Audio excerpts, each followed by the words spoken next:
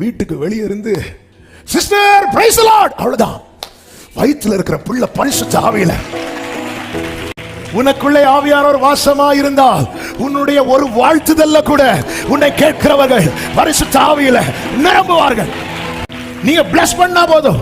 இந்த பூமியில நீ கட்டப்படுவது எதுவோ அது பரலோகத்தில் கட்டப்படும். இந்த பூமியில நீ கட்டவிழ்ப்பது எதுவோ அது பரலோகத்தில் கட்டவிழ்க்கப்படும். அதனாலதான் இயேசு இந்த நாவில கர்த்தர் அதிகாரம் கொடுத்திருக்கிறார். ஆமென். ஏசாயாவை எங்க தொட்டார் தெரியுமா? நாவை. எரேமியாவை எங்க தொட்டார் தெரியுமா? வாய. நமக்கு எங்க தொடணும் தெரியுமா? தொட்டுருங்கப்பா. ஏசாயா என்ன சொல்லிருக்கணும்? ஐயோ நான் அசுத்த கை உள்ளவன், அசுத்த கால் உள்ளவன், அப்படித்தானே சொல்லிருக்கணும். நான் அசுத்த உதடுகள் உள்ளவன். இங்க தொட்டுருங்க. ஏன்னா இதன் மூலம் உங்களுடைய வார்த்தை பேசப்படுமானா எத்தனை பேர் உயிர்ப்பிக்கப்படுவாங்க, எத்தனை பேர் எழும்புவாங்க. சபையே உன் வாய் கர்த்தருடைய வார்த்தை பேசுமானால் எத்தனை உலர்ந்த எலும்புகள், எத்தனை எத்தனை எத்தனை பேர் அதை விரும்புறீங்க?